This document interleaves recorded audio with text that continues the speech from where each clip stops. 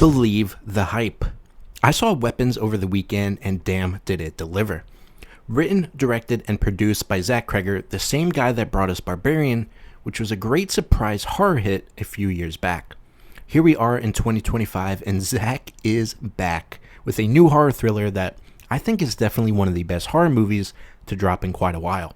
It's not perfect, and it has a few issues here and there, but overall, Weapons is a great, weird, suspenseful, and original horror flick that I think will go down as a classic in the horror community.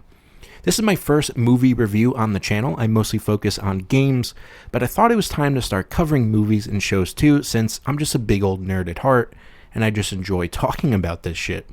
With this said, this video will be a spoiler-free review of the film, so you can rest easy knowing you can watch this without getting anything spoiled for you. Now, normally when movies are hyped up the ass, they end up being pretty disappointing, especially with horror movies. Every trailer is always just so exaggerated and dramatic. The audience was left shitting their pants in the theater because it was just so scary. And you go and see it, and it's your cookie-cutter horror film that you've seen 100 times. But Weapons actually lived up to the hype for me, and a large part of its success is because not only is the movie really original both in its concept as well as how the movie is presented, but the trailers did a great job of not giving anything away. At 2:17 a.m. one night, 17 children willingly got up out of bed, ran out of their houses, and vanished into the night, never to be seen again. All 17 of these children went missing from one single classroom in the quiet town of Maybrook. All but one student remained. And that is the main premise. Pretty awesome stuff, right? And this movie picks up right from this moment. And just minutes into the film, it does this. We get to see the aftermath of such a mysterious tragedy and how the town deals with this grief. One thing I love about Weapons is the way the story is told. Weapons takes a non-linear approach to its storytelling, which was really surprising, and for the most part, I think it's a great boon for the movie. In a Tarantino-esque way, the movie breaks down the events of several days from the point of view of 6 different characters. We get to see how each of these characters are involved with the main plot and how their paths cross in surprising ways. This non-linear storytelling makes up the first half of the film and offers that slow burn style of horror that I personally really like. This was a big surprise because I thought the movie was solely going to be focused on Julia Garner's character, Justine Gandy, the teacher of the 17 students who mysteriously vanished. The parents and the town in general are very suspicious of Miss Gandy, and for good reason. How do you explain the disappearance of an entire classroom of students? Parents want something or someone to blame, and for a lot of people, they place the blame on Justine. Even though we get the perspective of multiple different characters, there's no denying that Miss Gandy is a main focus of the movie, along with Josh Brolin's character, Archer. Archer is one of the most outspoken parents of the missing children who believes Justine is responsible. We get a really great cat and mouse style of interaction between Archer and Miss Gandy. We see how each of these characters are dealing with their grief.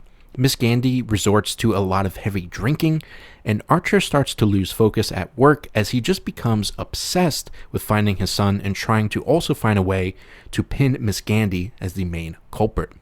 Both Julia Garner and Josh Brolin really nail their characters, which is funny because they were not the first picks for this movie. But at this point, I couldn't think of a better fit for these characters. This first half of the movie is all about the mystery and seeing it slowly unravel as we get more information from the perspectives of multiple characters. For me, that's one major aspect of a great horror, the mystery. We have this amazing premise, we have this amazing question, but now how do we get to the answer? And boy does it get answered even before the film's insane final act. You're constantly saying, what the fuck? What? How? What the hell? You're kind of just like, your mind is kind of just melting at some of the things that you're going to be seeing and just some of the insane, weird events that take place. Sprinkled throughout are some jump scares, but they are welcome here because in Weapons, they are not constantly throwing them at you, which in turn makes them more effective. I like a good jump scare. They are effective when done right and annoying and predictable when done wrong. The majority of the scares in Weapons are done right out in the open, presenting you with something very creepy and weird, and just asking you to take this head on, which for me is usually much more effective. As we progress through the movie, more of that mystery starts to unravel, and things start escalating and ramping up at a much more intense pace. We get more points of view from the school's principal, a police officer who has a complicated past with Miss Gandy, and even a local drug addict who steals the show while the movie focuses on his section. As we enter the final act, we have most of our questions answered, and now it's up to Zach to deliver on that finale. Again, I'm not going to go into any spoiler talk here. The less you know about this movie, the better. But you kind of get two different films in one. The first half is a slower, creepier, suspenseful mystery. You're experiencing these days from multiple characters and getting more of the overall picture from every point of view. With a lengthy runtime of over 2 hours, we are able to spend a decent amount of time with these folks, which makes the events of the final act hit that much harder. We get some nice jump scares here and there, but the focus is definitely on the characters and the storytelling. Then we get an explosive final act that ramps everything up to 11, and it feels like a very different film. Much like Zach's previous movie, Barbarian, which also has two drastically different feeling movies, this somehow manages to blend together seamlessly. Barbarian and Weapons kind of do this in the same way. The first half, slow burn, mysterious, what the hell's going on. Second half, absolute craziness, in the best way. The acting throughout is fantastic. Again, Julia Garner and Josh Brolin do a great job at selling these characters who are damaged and morally gray in their own ways. Benedict Wong plays the principal perfectly, being pulled in a dozen different directions, trying to appease both the grieving parents, as well as deal with an increasingly difficult Miss Gandy, as she herself looks for answers and kind of takes things, into her. She just tries to do things in her own way, and it kind of just messes things up for everybody else. We also have the drug addict, James, played by Austin Abrams, who kind of serves as the main comic relief of the movie, but also, as I mentioned earlier, ends up being a major highlight of the film, and I imagine this section of the movie will be a lot of people's favorite. We have Carrie Christopher as the only surviving student in the classroom as Alex, and I'll keep my mouth shut as he's obviously majorly important to the film, but he plays the quiet, mysterious boy incredibly well.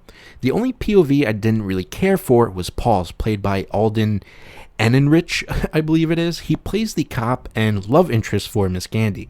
His performance is solid, and there isn't anything particularly wrong with his character. It's just the other sections of the movie are just so much more engaging that his feels lackluster in comparison.